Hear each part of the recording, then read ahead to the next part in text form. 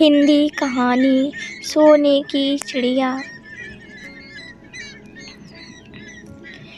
बहुत पुराने ज़माने की बात है। एक राजा था। उसके महल में एक बहुत सुंदर बाग था। बाग में तरह तरह के फूलों के पौधे और अनेक प्रकार के मीठे फलों के पेड़ थे। लेकिन इस बाग में सबसे आश्चर्यजनक चीज़ थी। एक सेब का पेड़ था जिसमें सोने के सेब लगते थे। राजा ने इस पेड़ की देखभाल का खास इंतजाम कर रखा था। जब इसके फल पकते थे तो चौकीदार रात दिन पेड़ का पहरा दिया करते थे ताकि कोई सोने का सेब चुरा कर न ले जाए। लेकिन एक दिन की बात है कि बाग के माली ने जब सोने के सेबों को गिना तो उसमें से एक सेब गायब था। उसने दौड़कर राजा को खबर दी। राजा फौरन बाग में पहुंचा। उसे यह देखकर बड़ा आश्चर्य हुआ कि देखभाल का इतना पक्का इंतजाम होने पर भी एक सेब किसी ने चुरा लिया। उसने ऐलान किया कि कोई सोने के सेब को चुराने वाले चोर का पता देगा, उसे इनाम दिया जाएगा। सबसे बड़े राजकुमार ने राजा से कहा कि रात में वह पहरा देगा और चोर को पकड़ने की कोशिश करेगा। राजा ने उसको इसकी इजाज़त दे दी। बड़ा राजकुमार रात में पहरा देने लगा, लेकिन 2 घंटे बाद ही उसे नींद आ गई और वह सो गया। सुबह उठकर जब उसने सेबों को गिना तो वह देखकर चकित रह गया कि रात भर में एक और सेब गायब हो गया था। इसके बाद दूसरी रात को मंझले राजकुमार ने पहरा देने का काम संभाला और उसे भी नींद आ गई और तीसरा सेब चोरी हो गया। राजा बहुत चिंतित था। दरबारियों की भी समझ में नहीं आ रहा था कि क्या किया जाए। सब लोग उदास बैठे थे कि इतने में सबसे छोटा राजकुमार आया और उसने कहा कि आज की रात मैं पहरा दूंगा और चोर को पकड़ूंगा। राजा इस राजकुमार से खुश नहीं रहता था। वह उसे मूर्ख भी मानता था। उसने उसे डांटते हुए कहा, तुम क्या समझते हो? क्या तुम्हें इसमें सफलता मिलेगी? तुमसे बड़े और तुमसे ज़्यादा समझदार दोनों राजकुमार इस काम में असफल हो चुके हैं। तुम जाओ अपना काम करो।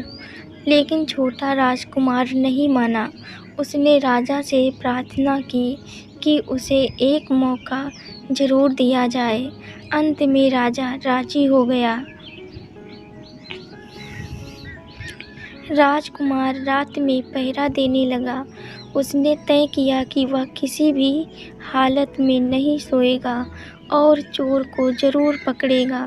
जब आधी रात हुई और 12 बजे का आखिरी घंटा बजा तो राजकुमार ने देखा कि एक सुंदर सोने की चिड़िया कहीं से उड़ती हुई आई और सेब के पेड़ पर बैठ गई।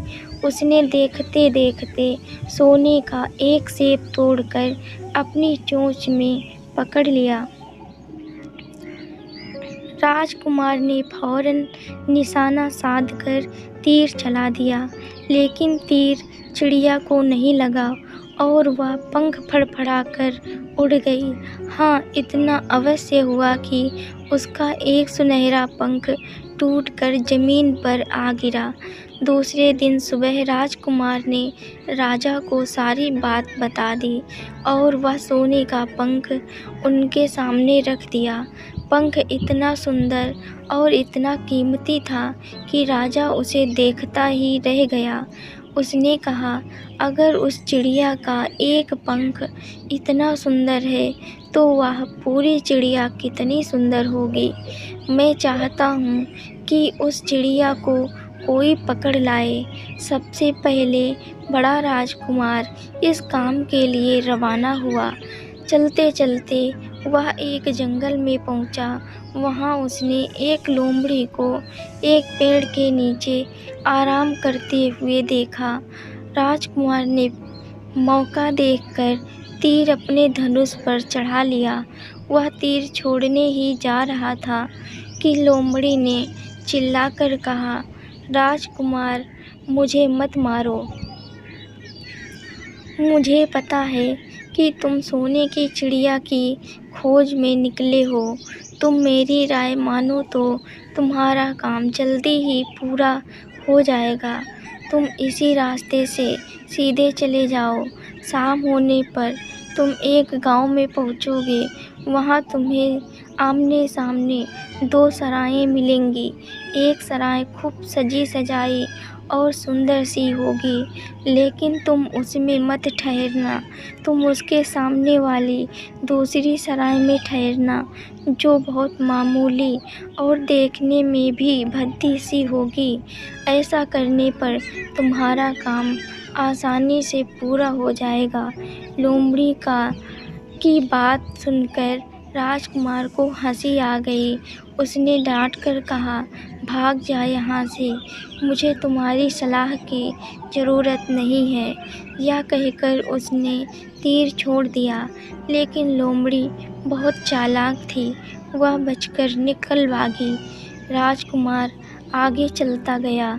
शाम को जब वह एक गांव में पहुंचा तो उसने देखा कि वहां सड़क के किनारे सचमुच दो सराएं थीं। उसमें से एक सराय खूब सजी सजाई थी और उसके अंदर से लोगों के नाचने गाने की आवाज़ें आ रही थी। दूसरी सराय भद्दी सी थी और वहां अंधेरा घिरा हुआ था। राजकुमार सजी सजाई सराय में ठहर गया। थोड़ी देर में वह भूल गया कि वह असल में सोने की चिड़िया की खोज में निकला था। उधर जब काफ़ी समय बीत गया और बड़ा राजकुमार नहीं लौटा तो मंझला राजकुमार सोने की चिड़िया की खोज में चल पड़ा। वह भी उसी तरह चलते चलते जंगल में पहुंचा तो वही लोमड़ी उसे भी मिली। इस राजकुमार ने भी लोमड़ी की बात पर कोई ध्यान नहीं दिया। जब वह शाम को उस गांव में पहुंचा तो बड़े राजकुमार की तरह सजी सजाई सराय में ठहरा। वहां के नाच रंग में मस्त होकर वह भी अपना काम भूल गया, यहाँ तक कि उसे घर लौटने की भी सुध न रही। अंत में सबसे छोटे राजकुमार ने राजा से कहा कि मैं सोने की चिड़िया की खोज में जाऊंगा। राजा को विश्वास था कि जब उससे बड़े दोनों राजकुमार इस काम में सफल नहीं हुए तो इससे और भी सफलता नहीं मिलेगी। लेकिन उसके जिद करने पर राजा ने उसे इजाज़त दे दी। छोटा राजकुमार तैयार होकर सोने की चिड़िया की खोज में निकला। जंगल में उसे भी लोमड़ी मिली। राजकुमार ने लोमड़ी की बात को ध्यान से सुना और लोमड़ी से कहा, ठीक है, तुम जैसे कह रही हो मैं वैसा ही करूँगा। अब तुम जाओ, मैं तुम्हें नहीं मारूँगा। इस पर लोमड़ी खुश होकर बोली, तुम सबसे अच्छे लड़के मालूम होते हो। तुमने मेरी बात बात का मजाक नहीं उड़ाया और मुझ पर तीर नहीं चलाया। मैं तुमसे खुश हूँ और तुम्हारी मदद करूँगी। आओ, तुम मेरी पूँछ पर बैठ जाओ, मैं तुम्हें उस सराय तक पहुँचा देती हूँ। देखते देखते लोमड़ी की पूँछ काफ़ी बड़ी हो गई और राजकुमार उस पर बैठ गया। उसके बैठते ही लोमड़ी हवा में उड़ने लगी और थोड़ी ही देर में मैदानों और पहाड़ों को पार करके उसी गांव में जा पहुंची। राजकुमार ने उसकी सलाह को मानकर और छोटी पुरानी सराय में ही डेरा डाल दिया। वह दूसरी सजी सजाई सराय से दूर ही रहा। दूसरे दिन सुबह उठकर जब वह आगे बढ़ा तो कुछ दूर चलने पर उसे वह लोमड़ी फिर से रास्ते में मिल गई। लोमड़ी ने उससे कहा, अब मैं तुम्हें बताती हूँ कि आगे तुम्हें क्या करना चाहिए। तुम सीधे चलो। आगे चलने पर तुम्हें एक बहुत बड़ा किला मिलेगा जिस पर सिपाही लोग पहरा दे रहे होंगे। तुम सिपाहियों से डरना मत और सीधे अंदर चले जाना, क्योंकि वे इस समय सो रहे होंगे। तुम बेधड़क होकर किले में घुसते चले जाना और उनके कमरों को पार करते हुए उस जगह पहुंच जाना जहां लकड़ी के एक मामूली से पिंजड़े में सोने की चिड़िया बंद है।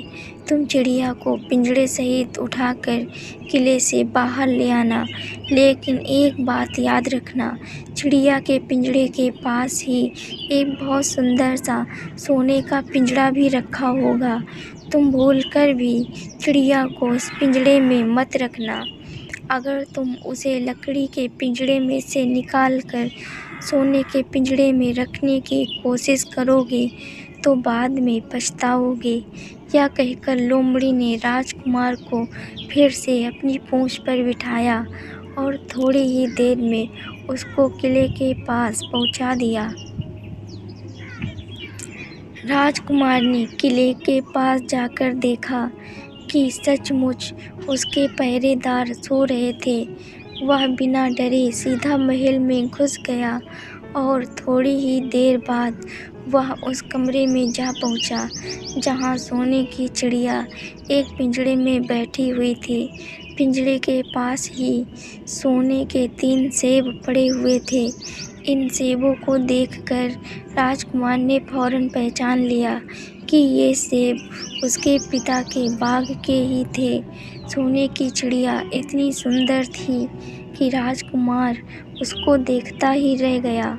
वह उसको उठाकर लाने ही वाला था कि उसकी नज़र पास ही पड़े एक सुंदर से पिंजड़े पर पड़ी। वह पिंजड़ा बहुत सुंदर था और उसमें तरह तरह के कीमती पत्थर जड़े हुए थे। सोने की चिड़िया के लिए वही पिंजड़ा ठीक मालूम पड़ता था। राजकुमार लोमड़ी की बात को भूल गया और उसने सोने की चिड़िया को लकड़ी के पिंजड़े से निकालकर सोने के पिंजड़े में बंद कर दिया। लेकिन नए पिंजड़े में आते ही चिड़िया ने खूब ज़ोर ज़ोर से शोर मचाना शुरू कर दिया। राजकुमार पिंजड़े को उठाकर कमरे से बाहर भी नहीं निकल पाया था कि बहुत से सिपाही कमरे में घुस आए और उन्होंने राजकुमार को पकड़ लिया। अब राजकुमार को अपनी भूल का पता चला। उसे याद आया कि लोमड़ी ने उससे क्या कहा था, लेकिन अब क्या हो सकता था। सिपाही उसे खींचते हुए राजा के दरबार में ले गए। राजा के पूछने पर राजकुमार ने सारी बात कह सुनाई। राजा बोला, तुम मेरे महल में चोरी करने के लिए घुसे थे। मैं तुमको माफ़ नहीं कर सकता।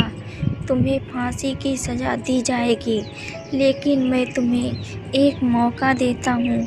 अगर तुम मेरे लिए सोने का घोड़ा ला दो तो मैं न सिर्फ तुम्हें छोड़ दूँगा, बल्कि सोने की चिड़िया भी तुमको दे दूँगा। राजकुमार को अपनी जान बचाने के लिए राजा की शर्त माननी पड़ी। अब वह सोने के घोड़े की तलाश में निकला। किले के बाहर जाने पर उसने देखा कि लोमड़ी का उसका इंतज़ार कर रही है। उसने लोमड़ी को सारी बातें बताई। लोमड़ी ने निराश होते हुए कहा, अब तुम्हारी कोई मदद नहीं करूँगी। तुमने मेरे कहने के अनुसार नहीं किया। मैंने जिस तरह से कहा था, अगर तुम उस तरह से काम करते तो मुसीबत में नहीं फंसते और सोने की चिड़िया तुम्हें मिल जाती। राजकुमार बोला, इस बार मुझे माफ़ कर दो, मुझसे गलती हो गई। मेरा काम तुम्हारी सहायता के बिना नहीं चलेगा। मुझे राजा ने सोने का घोड़ा लाने के लिए कहा है, वरना वह मुझे फांसी पर चढ़ा देगा। लोमड़ी ने कहा, खैर, मैं तुम्हें माफ़ करती हूँ। अब तुम ऐसा करो कि मेरी पूँछ पर बैठकर सीधे चलो। कुछ दूर जाने पर तुम्हें एक दूसरा किला मिलेगा। उसी किले की घुड़साल में तुम्हें सोने का घोड़ा बंधा हुआ मिलेगा। महल के नौकर चाकर सब सो रहे होंगे। तुम चुपचाप जाना और घोड़े को खोल लेना। लेकिन एक बात याद रखना, वहाँ घोड़े के पास ही घोड़े पर कसने के लिए 2 जीनें रखी होंगी। उसमें से एक तो पुरानी चमड़े की जीन होगी और दूसरी सोने की जीन होगी। तुम सोने की जीन को छूना भी मत और उस घोड़े पर पुरानी चमड़े की जीन को कस कर सवार हो जाना और उसे दौड़ते हुए किले से बाहर चले आना। राजकुमार ने वादा किया कि वह ठीक वैसा ही करेगा। लोमड़ी ने उसको अपनी पूँछ पर बिठाया और कुछ ही देर में वह उसे किले के पास जा पहुँची। किले के पास पहुँचते ही लोमड़ी ने उसे नीचे उतारा और फिर वहाँ से चली गई। राजकुमार सीधा फाटक से किले में घुस गया। अंदर जाकर उसने देखा कि वहाँ के सभी नौकर चाकर सोए हुए थे। थोड़ी ही देर में वह किले की घुड़साल में जा पहुँचा। वहाँ एक बहुत सुंदर सुनहरा घोड़ा बंधा हुआ था। राजकुमार ने पास जाकर देखा कि वह घोड़ा सचमुच सोने का था। ऐसा सुंदर घोड़ा उसने सपने में भी नहीं देखा था। उसने आगे बढ़कर घोड़े को खोल लिया। जब वह बाहर निकलने लगा तो उसकी नज़र एक कोने में पड़ी हुई सोने की जीन पर पड़ गई। यह जीन बहुत सुंदर थी और इसमें हीरे मोती जड़े हुए थे। उसके पास ही एक फटी पुरानी चमड़े की जीन पड़ी हुई थी। इतने सुंदर घोड़े पर पुराने चमड़े की जीन कसना राजकुमार को अच्छा नहीं लगा। उसने सोने की जीन उठा ली और घोड़े पर कसना शुरू कर दिया कि इतने में घोड़ा जोर से हिनहिना उठा। किले के नौकर चाकर जाग गए। थोड़ी ही देर में राजकुमार पकड़ लिया गया। राजकुमार को सिपाहियों ने हाथ बांधकर अपने राजा के सामने पेश किया। राजा ने सारी बातें सुनकर कहा, तुम मेरे घोड़े को चुराने की कोशिश की है, इसलिए तुम्हें फांसी की सज़ा दी जाएगी। लेकिन अगर तुम मेरा एक काम कर दो तो मैं तुम्हें छोड़ सकता हूँ। यहाँ से कुछ ही दूर एक सोने का महल है और उसमें बहुत सुंदर राजकुमारी रहती है। अगर तुम अपनी जान बचाना चाहते हो तो उस राजकुमारी को मेरे पास ले आओ। तुम्हें इनाम में यह सोने का घोड़ा दे दूँगा। बेचारा राजकुमार वह फिर से एक नई मुसीबत में फंस गया। उसने मजबूर होकर राजा की शर्त माननी पड़ी। अब वह सोने के महल की खोज में निकला। कुछ दूर चलने पर फिर उसे वह लोमड़ी मिली। पता नहीं कैसे लोमड़ी को सारी बातें मालूम हो गई थी। वह बोली, देखो, तुमने इस बार भी मेरी बात नहीं मानी। मेरी बात मान जाते तो यह नई मुसीबत तुम्हारे गले नहीं पड़ती। खैर, मुझे तुम पर दया आ रही है। मैं तुम्हारी मदद करूँगी।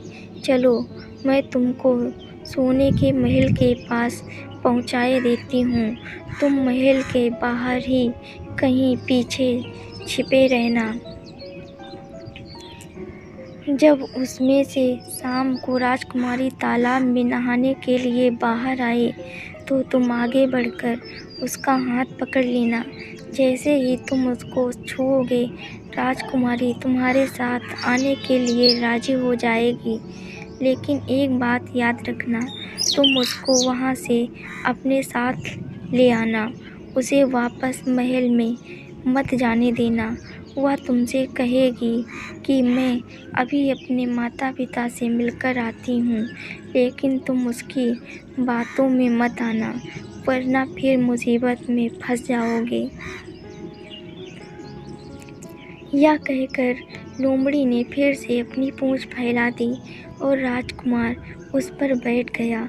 देखते देखते लोमड़ी हवा में उड़ती हुई कुछ देर बाद सोने के महल के पास जा पहुँची। महल के पास पहुँचते ही राजकुमार एक पेड़ की आड़ में छिप कर बैठ गया। शाम को जब राजकुमारी नहाने के लिए किले से बाहर आई तो राजकुमार ने हिम्मत करके आगे बढ़कर उसका हाथ पकड़ लिया। उसके छूते ही राजकुमारी उसके साथ चलने के लिए तैयार हो गई। वह बोली, राजकुमार, तुम मुझे जहाँ भी ले जाना चाहोगे मैं तुम्हारे साथ चलूँगी, लेकिन मुझे थोड़ी देर के लिए अपने माता पिता से मिल आने दो।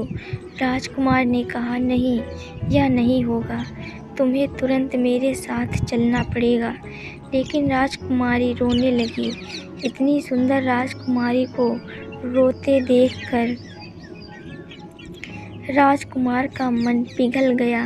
अंत में वह राजी हो गया और बोला, जाओ, थोड़ी देर के लिए माता पिता से मिल आओ, लेकिन फिर तुरंत बाहर चली आना।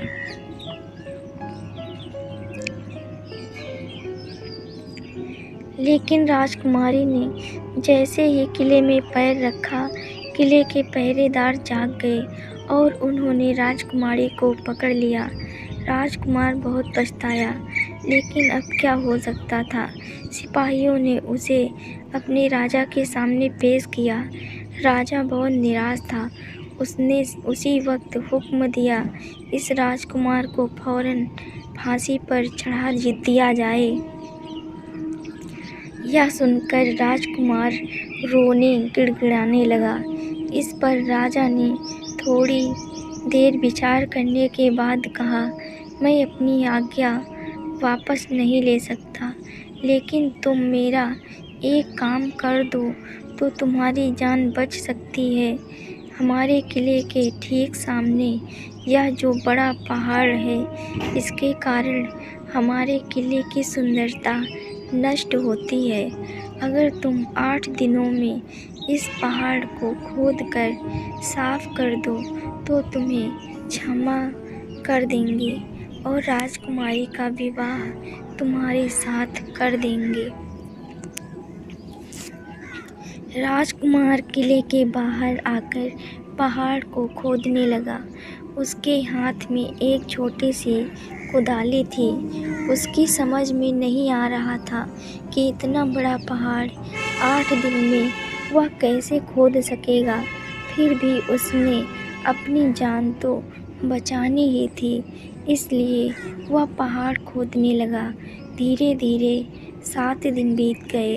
इतने दिन तक लगातार खोदने पर भी पहाड़ का सिर्फ एक कोना ही खुद सका। वह दुखी होकर बैठ गया। उसे अब अपने पर बहुत अधिक क्रोध आ रहा था। वह मन में कहने लगा कि अगर मैंने लोमड़ी की बात मान ली होती तो इतना अच्छा होता। लोमड़ी ने मुझको हर बार ठीक सलाह दी और मैं हर बार उसका कहना ना मानकर नई से नई मुसीबत में फंस जाता हूँ। राजकुमार इस तरह सिर झुकाए बैठा था कि अचानक उसे अपने पैरों के पास लोमड़ी की पूँछ हिलती दिखाई दी। उसने नज़र उठाकर देखा, सचमुच वही लोमड़ी खड़ी थी। लोमड़ी ने मुस्कुराते हुए कहा, क्यों, क्या हाल है? इस बार तो तुम्हारी मदद करने की मेरी जरा भी इच्छा नहीं थी, लेकिन मैं 7 दिन से तुमको पहाड़ खोदते हुए देख रही हूँ। मुझे दया आ गई और मैं तुम्हारी मदद के लिए चली आई। जाओ, तुम बहुत थक गए हो, सो जाओ। मैं थोड़ी ही देर में तुम्हारा काम पूरा कर दूँगी। इस बार राजकुमार ने तय कर लिया था कि अब वह लोमड़ी जिस तरह कहेगी वह उसी तरह करेगा। वह चुपचाप उठकर एक तरफ सोने चला गया। थोड़ी ही देर में उसे नींद आ गई। सुबह जब वह सोकर उठा तो उसे अपनी आँखों पर विश्वास नहीं हो रहा था। वहाँ कहीं भी पहाड़ का नाम नहीं था और महल का सुंदर सा दृश्य दिखाई दे रहा था। राजकुमार सीधा राजा के पास पहुँचा। राजा उसके काम पर बहुत खुश था। उसने तुरंत अपने वादे के अनुसार राजकुमारी के साथ उसका विवाह कर दिया। जब राजकुमार उस सुंदर राजकुमारी के साथ कुछ दूर चला तो उसे रास्ते में फिर वही लोमड़ी मिली। लोमड़ी बोली, बधाई हो राजकुमार। राजकुमारी के साथ तुम्हें देखकर मुझे बड़ी खुशी हो रही है, लेकिन अब तुम्हें सोने का घोड़ा और सोने की चिड़िया भी प्राप्त करनी चाहिए, क्योंकि वे दोनों चीज़ें तुम्हारे ही लायक हैं और तुम उन्हें आसानी से प्राप्त कर सकते हो। राजकुमार बोला, लेकिन भला मुझे सोने का घोड़ा और सोने की चिड़िया कैसे मिल सकती है? मैं तो इस राजकुमारी को भी उस राजा के लिए ले जा रहा हूँ। लोमड़ी ने कहा, नहीं, तुम ऐसा काम कभी मत करना। इस राजकुमारी के साथ तुम्हारा विवाह हुआ है और यह अब तुम्हारी ही है। अगर तुम मेरे कहने के अनुसार काम करो तो तुम्हें सोने का घोड़ा और सोने की चिड़िया भी मिल सकती है। तुम पहले इस राजकुमारी को लेकर सोने के घोड़े वाले राजा के पास जाओ। राजा खुश होकर तुमको सोने का घोड़ा दे देगा। तुम घोड़े पर सवार हो जाना और सवार होकर सबसे विदा लेना। राजकुमारी से तुम सबसे बाद में विदा लेना। जैसे ही तुम राजकुमारी के पास पहुँचो, तुम उसे हाथ से पकड़कर घोड़े के ऊपर खींच लेना और घोड़े को दौड़ा देना। सोने का घोड़ा इतना तेज दौड़ता है कि दुनिया का तेज से तेज घोड़ा भी उसकी बराबरी नहीं कर सकता। जाओ, तुम पहले इतना काम पूरा करो, इसके बाद आगे का काम मैं तुम्हें बाद में बताऊंगी। मैं तुम्हें वहाँ रास्ते में मिलूंगी। राजकुमार ने ठीक वैसा ही किया जैसा लोमड़ी ने उससे कहा था। जब सोने के घोड़े वाले राजा ने खुश होकर उसे इनाम में सोने का घोड़ा दिया तो राजकुमार उस पर सवार हो गया और उससे विदा लेने लगा। अंत में वह राजकुमारी को उठाकर घोड़े को तेजी से दौड़ाता हुआ किले से बहुत दूर निकल आया। रास्ते में एक पेड़ के नीचे लोमड़ी उसका इंतज़ार कर रही थी। उसे देखकर लोमड़ी बोली, शाबाश, अब तुम सोने की चिड़िया भी प्राप्त कर लो। जब तुम सोने की चिड़िया वाले राजा के पास पहुँचोगे तो वह इस घोड़े को देखकर बहुत खुश होगा। तुम उससे कहना कि पहले सोने की चिड़िया का पिंजड़ा मेरे हाथ में दे दो, तब मैं यह घोड़ा तुमको दूंगा। जब वह पिंजड़ा तुम्हारे पास लाए तो तुम पिंजड़ा उसके हाथ से छीन लेना और घोड़े को दौड़ा देना। बस ऐसे चिड़िया तुमको मिल जाएगी और कोई तुम्हें पकड़ भी नहीं सकेगा। इस बार भी राजकुमार ने ठीक वैसा ही किया। वह राजकुमारी के साथ ही घोड़े पर बैठा रहा और जब राजा ने उसके हाथ में सोने की चिड़िया का पिंजरा दिया तो उसने देखते देखते एड़ मार दी और सोने का घोड़ा हवा से बातें करने लगा। कुछ दूर चलने पर लोमड़ी उसे मिली। राजकुमार ने उससे कहा, तुमने मेरी बड़ी मदद की है। तुम्हारी वजह से मुझे न सिर्फ सोने की चिड़िया मिली बल्कि सोने का घोड़ा और इतनी सुंदर राजकुमारी भी मिल गई। बताओ, मैं तुमको क्या इनाम दूँ? मैं तुमको कुछ न कुछ ज़रूर देना चाहता हूँ। लोमड़ी ने कहा, अगर तुम खुश हो तो मेरा एक काम कर दो, तुम एक तीर चलाकर मुझे मार दो। इस समय तुम यही सबसे बड़ा काम मेरे लिए कर सकते हो। राजकुमार ने कहा, भला यह कैसे हो सकता है? तुमने मेरी इतनी मदद की और मैं बदले में तुम्हें मार दूँ, मुझसे यह नहीं होगा। यह सुनकर लोमड़ी बड़ी दुखी हुई और बोली, अगर तुम मेरा यह काम नहीं कर सकते तो फिर ठीक है, जाओ, लेकिन मैं तुम्हारी भलाई के लिए ही कह रही हूँ कि तुम दो बातें ज़रूर याद रखना। एक तो तुम किसी कुएं की दीवार पर मत बैठना और दूसरे तुम ऐसे लोगों के लिए धन मत खर्च करना जिन्हें फांसी मिलने वाली हो। राजकुमार बोला, भाई तुम भी अजीब हो, तुम्हारी बातें मेरी समझ में ही नहीं आती। भला मैं कभी कुएं की दीवार पर क्यों बैठूंगा और ऐसे आदमियों पर धन क्यों खर्च करूंगा जिनको फांसी दी जाने वाली हो। लेकिन लोमड़ी ने उसकी बात का कोई जवाब नहीं दिया और अलविदा कहकर वहाँ से चली गई। राजकुमार सोने का घोड़ा दौड़ाता हुआ आगे बढ़ा। राजकुमारी उसके साथ ही बैठी हुई थी और सोने की चिड़िया का पिंजरा उसके हाथ में था। कुछ ही देर में राजकुमार उस छोटे गांव में जा पहुंचा जिसमें वे दोनों सराएं थीं। गांव के लोग और खास तौर से बच्चे उसको देखने के लिए बाहर निकल आए। सोने के घोड़े पर इतने सुंदर राजकुमार के साथ बैठी एक राजकुमारी को देखकर सभी लोग चकित थे।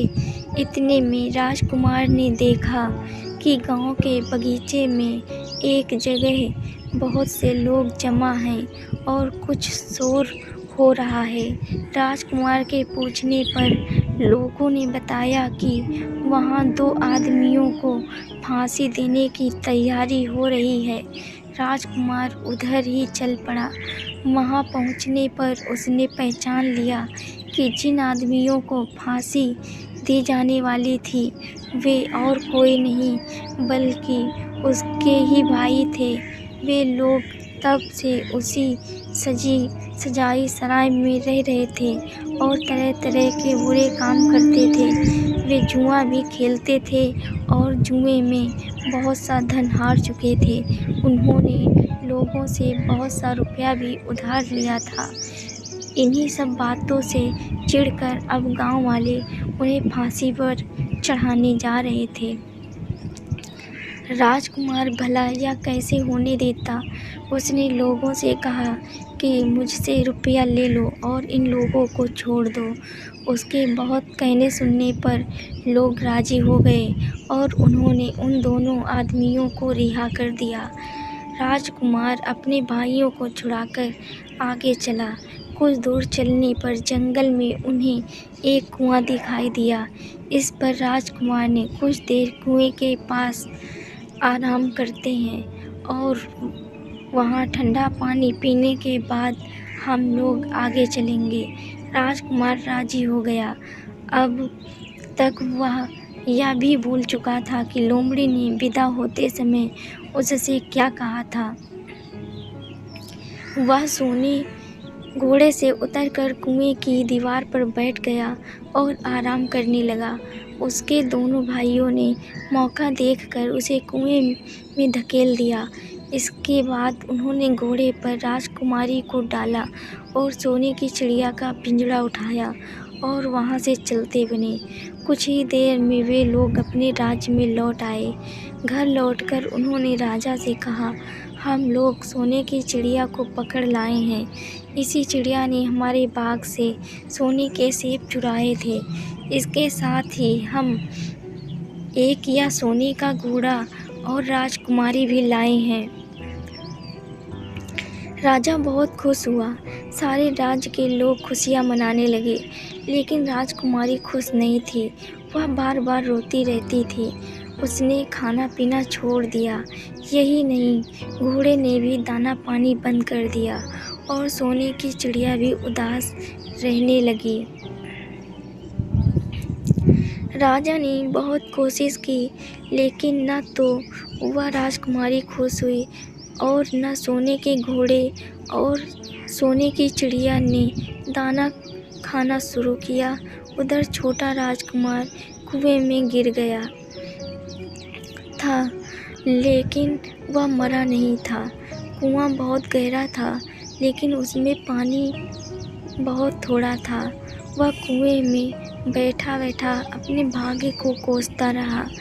अब उसे फिर उसी लोमड़ी की याद आई और वह पछताने लगा कि अगर मैंने उसका कहना मान लिया होता तो मैं मुसीबत में न फंसता। राजकुमारी ने जैसे ही लोमड़ी को याद किया, लोमड़ी ने न मालूम कैसे कुएं के मुंह पर आ गई और बोली, देखो राजकुमार, मैंने पहले ही तुम्हें समझाया था कि किसी कुएं के दीवार पर मत बैठना और ऐसे आदमियों की मदद मत करना जिन्हें फांसी दी जाने वाली हो, लेकिन तुम नहीं माने। खैर चलो, अब आखिरी बार मैं फिर तुम्हारी मदद किए देती हूँ। लो, मेरी पूँछ पकड़ कर कुएं से बाहर निकल जाओ। यह कहकर लोमड़ी ने अपनी पूँछ कुएं में लटका दी। देखते देखते पूँछ इतनी लंबी हो गई कि कुएं के पेंदे में पड़े राजकुमार के पास तक जा पहुँची। राजकुमार उसे पकड़कर कुएं से बाहर निकल आया। लोमड़ी ने उससे कहा, जाओ, अब तुम अपने घर जाओ, लेकिन ज़रा होशियार रहना। तुम्हारे भाई तुम्हारी जान के दुश्मन हैं। वे लोग ज़रूर तुमको ढूंढ रहे होंगे। राजकुमार घर की ओर चल पड़ा। अपने राज्य में पहुंचने पर उसे एक भिखारी मिला। भिखारी को उसने अपने सुंदर कपड़े दान में दे दिए और उनके बत्ती पुराने कपड़े पहन लिए। इस तरह भेष बदल कर वह अपने किले में पहुंचा। वहां उसके पहुंचने पर एक बड़ी आश्चर्यजनक बात हुई। सोने का घोड़ा खुशी से हिनहिनाने लगा और दाना खाने लगा। सोने की चिड़िया भी अपने पिंजड़े में खुशी से फुदकने लगी और गाना गाने लगी। राजकुमारी ने अपने आंसू पोंछ डाले। वह भी खुश दिखाई देने लगी, लेकिन राजा की समझ में कुछ नहीं आया। उसने राजकुमारी से इसका कारण पूछा तो वह बोली, मैंने तो पहले ही आपको सारी कहानी बता दी थी। आपके बड़े और मंझले राजकुमार ने छोटे राजकुमार के साथ धोखा किया है। इन्होंने आपको भी धोखा दिया है, लेकिन अब आपका छोटा राजकुमार यहाँ पर आ पहुँचा है, इसलिए मुझे बहुत खुशी हो रही है। उसी के साथ मेरी शादी हुई है और मैं उसके साथ ही सुखी रह सकती हूँ। फिर उसने मैले कुचैले कपड़े पहने एक आदमी की ओर इशारा करते हुए कहा, वह रहा आपका छोटा राजकुमार। राजा ने भी अपने छोटे लड़के को पहचान लिया। अब राजा ने अपने छोटे बेटे के बारे में अपने विचार बदल दिए।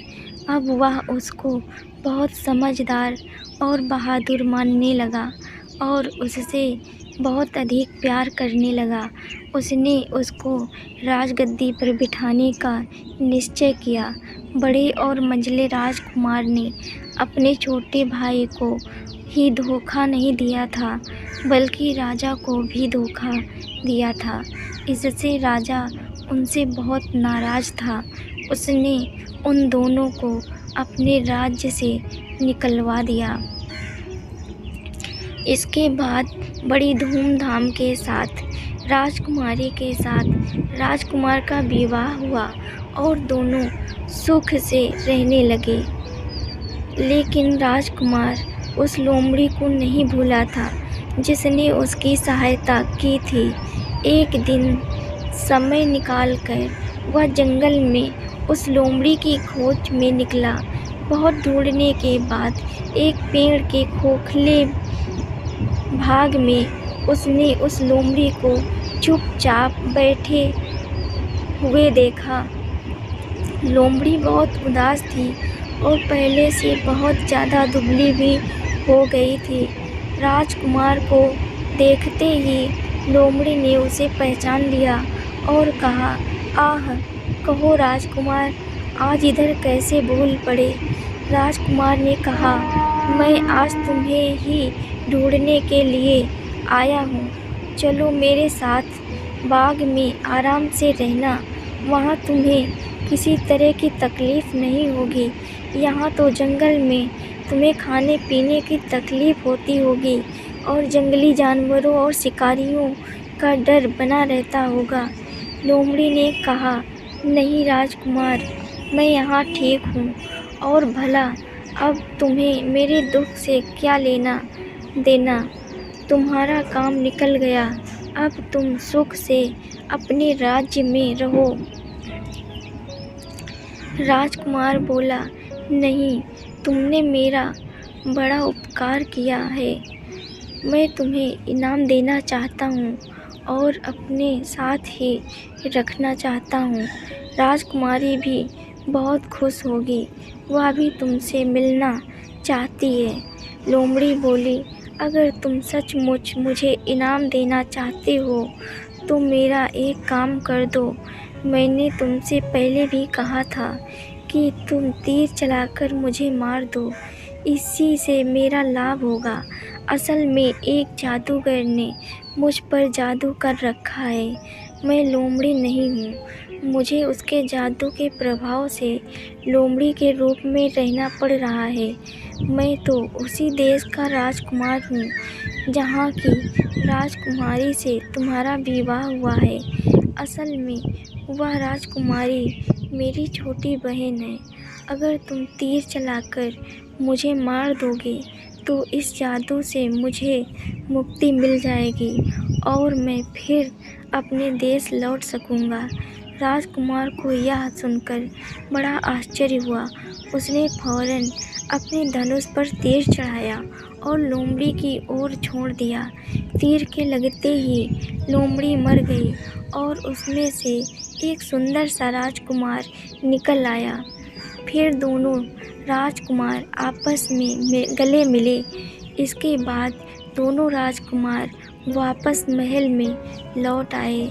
वहाँ राजकुमारी अपने बड़े भाई से मिलकर बहुत खुश हुई।